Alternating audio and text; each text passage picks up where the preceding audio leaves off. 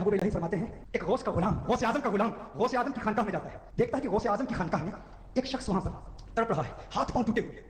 तो गौसे आजम से अर्ज करता है गौसे आजम, आपकी बारगाह में आया है, हाथ पांव टूटे हुए, बड़ी बुरी हालत में, इसे क्या हुआ, इसकी मदद फरमाइए। गौसे आजम फरमाते हैं, ये अब्दाल है, अब्दाल, 3 अब्दाल मेरी खानकाह के ऊपर परवाज कर रहे थे, उड़ रहे थे मेरी खानकाह के ऊपर से। मकाम क्या था? अब्दाल था, अब्दाल मेरी खानकाह के ऊपर परवाज कर रहे थे। 2 अब्दालों ने देखा गौसे आजम की खानकाह है, एक दाईं तरफ चला गया, एक बाईं तरफ चला गया। इसने कहा मैं खुद वली हूं, मैं क्यों गौस का अदब करूं, ये वो अब्दाल है, वहां से गिरा मेरी खानकाह में, हाथ पांव टूटे हुए हैं। मैं कहता हूं उड़ने वाला अब्दाल गौस की तौहीन करे, उसकी ये हालत है, जमीन में रेंगने वाले कीड़े तो गुस्ताखी करेगा तो तेरी क्या हालत। अस्सलाम वालेकुम मेरे भाइयों, अभी आपने पीर साकिब शामी साहब की एक वीडियो को सुना जिसके अंदर वो फिर बड़े पीर साहब की एक करामत को बयान कर रहे हैं और कहते हैं कि उनकी खानकाह पर से 3 अब्दाल उड़ते हुए गुजरे और दोनों जब तीनों ने देखा कि ये बड़े पीर साहब की खानकाह आ गई है तो एक लेफ्ट चला गया, एक राइट चला गया, लेकिन तीसरा वाला तकब्बर में आ गया।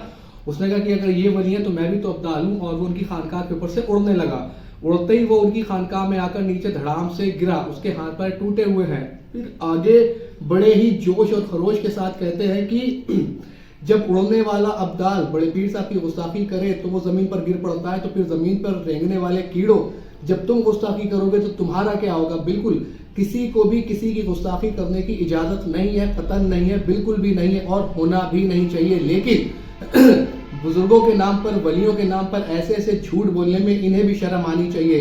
इन्होंने लोगों को उड़ा दिया हवा में, कभी ये लोगों को पानी के ऊपर चला देते हैं। इनके पास भी कहानियों का भंडार है, भंडार। ठीक है, मैं आपको सही मुस्लिम के हदीस सुनाता हूँ, 1520 नंबर हदीस।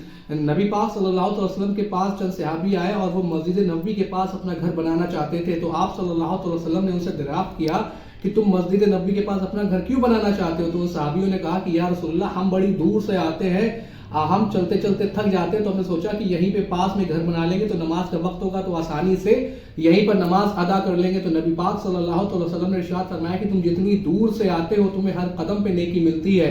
फिर उन्होंने अपना मस्जिद नबवी के पास घर बनाने के इरादे को तर्क कर दिया और वो अपने वापस गांव चले गए। मेरे भाइयों, यहाँ एक सीधी सी बात समझने की है, क्या जब ये गौस कुतुब अब्दाल हवा में उड़ सकते हैं तो सहाबा क्यों नहीं उड़ सकते थे? क्या उन्हें नहीं पता था कि एक वक्त आएगा, एक दौर आएगा कि लोग हवा में उड़ेंगे? मेरे भाइयों, सहाबा के तो गुमान में भी नहीं था कि हवा में भी उड़ा जा सकता है। वरना इससे भी मजबूत बात मैं आपसे कह रहा हूं कि जब नबी पाक सल्लल्लाहु अलैहि वसल्लम ने सैयदना अबू बकर सिद्दीक रज़ियल्लाहु ताला अन्हु के साथ हिजरत की है मक्के से मदीने तक, पूरे रास्ते में इतना खतरा था, दुश्मन जगह जगह घात लगाकर बैठे थे। आप सल्लल्लाहु अलैहि वसल्लम उड़ के चले जाते अबू बकर सिद्दीक रज़ियल्लाहु ताला अन्हु के साथ। लेकिन ये दुनिया है मेरे भाइयों, दुनिया के ऊपर मामला ऐसे नहीं होते, इस तरीके से दुनिया नहीं चलती। नबी पाक सल्लल्लाहु अलैहि वसल्लम इंसानों में तबलीग के लिए आए तो उन्होंने सारे काम वही किए जो इंसान किया करते हैं। पता नहीं ये जिन्हें ये सो कॉल्ड ये गौस कुतुब अब्दाल बता रहे हैं, जो हवा में उड़ रहे हैं, जो पानी पे टहल रहे हैं, ये किन में तबलीग के लिए आए और इनका क्या काम था? मेरे भाइयों, मैं तो दावे से कहता हूं, जब ये कहते हैं कि दुनिया कभी भी गौस कुतुब अब्दाल से खाली नहीं होती, जो मौजूदा दौर का गौस है, जरा आप उसे हिमालय के ऊपर खड़ा करें और उसे धक्का दे दें, अगर वो उड़ लिया तो आप समझ लें कि सारी दुनिया बरेलवी बन जाएगी, सारी दुनिया सूफी बन जाएगी, और जितने भी ये देवबंदी, अहले हदीस और गैर मुस्लिम लोग हैं, ये सब आपके ऊपर ईमान ले आएंगे। आप ऐसी कोई करामत करके तो दिखवाएं, या किसी को एरोप्लेन में बिठाएं, या जो उनके मानने वाले हैं आप अमीर अहले सुन्नत को जो है एरोप्लेन में बैठा दें, जिनकी लाखों में फैन फॉलोइंग है, और उन्हें जो है एरोप्लेन से बाहर धक्का दे दें और वो उड़ते हुए जमीन के ऊपर आ जाए। ऐसा नहीं होगा, क्योंकि इन्हें भी पता है ये नहीं हो सकता, ये सिर्फ झूठ है और फकत झूठ है। अब जरा आप इस दूसरी कहानियों को सुने। रज़ी अल्लाह ताला अन्हु फरमाते, मैं तो क़यामत में भी उतनी देर जन्नत में नहीं जाऊंगा जब तक सारे मुरीद ना साथ चले जाएं। फरमाते क़यामत के रोज मैं उस वक्त कदम नहीं उठाऊंगा जब तक कि अपने सारे मुरीदों को दाखिल जन्नत ना करवा लूं। फरमाया, मुझे अपने रब के इज्जत और जलाल की कसम, मेरा कदम उस वक्त तक जन्नत को नहीं उठेगा जब तक मैं अपने सारे मुरीदों को जन्नत। तो मेरे भाइयों, आपने इस कहानी को सुना, जो कहानी एक है लेकिन कई आलिम, कई अल्लामे कहलाने वाले इस बात को बता रहे हैं। अजमल रज़ा क़ादी साहब बता रहे हैं, कौकब नूरानी बता रहे हैं, हाजी इमरान अत्तारी साहब बता रहे हैं कि बड़े पीर साहब फरमाते हैं कि मैं उस वक्त तक जन्नत में कदम नहीं रखूंगा जब तक मैं अपने मुरीद को जन्नत में ना लिए जाऊं। मेरे भाइयों, ये ऐसा झूठ है कि जिसका कोई मतलब कहते हैं ना कि झूठ के पाँव नहीं होते, जितना चाहो झूठ बोल लो, जितना चाहो अपनी आवाम की मत मार लो, आपसे कोई सवाल करने वाला नहीं होता।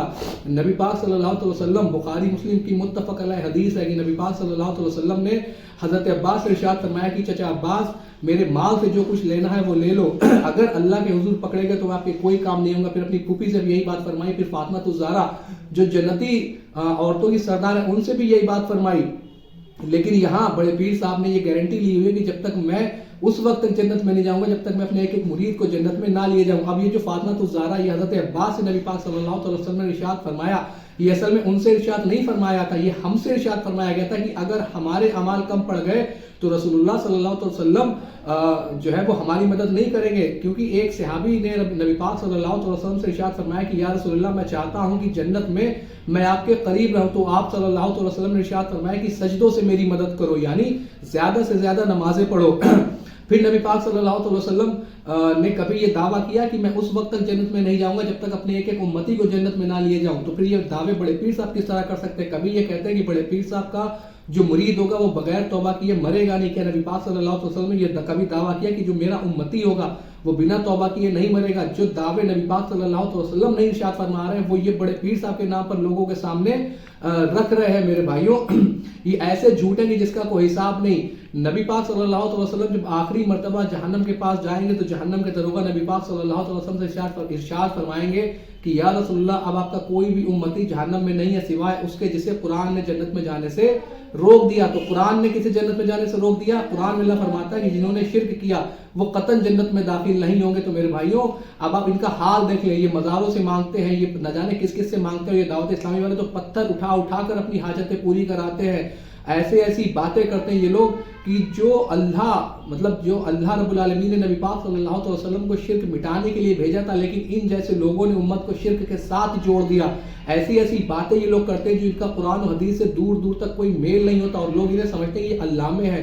मेरे भाइयों, ये आपके ईमान को खा रहे हैं। मैं फिर आपसे कहता हूँ कि आप कुरान को तर्जुमे से पढ़ना शुरू करें, आप समझेंगे कि जो दीन आपको दिया गया, जो बातें आपको बताई गई, उसका उस दीन से कोई लेना देना नहीं जो नबी पाक सल्लल्लाहु अलैहि वसल्लम ने दीन हमें दिया। ये दीन इनका होगा, ये दीन इन्हें मुबारक है। मेरे भाइयों, उम्मीद है कि बात आपके समझ आई होगी। इल्लल बलाग।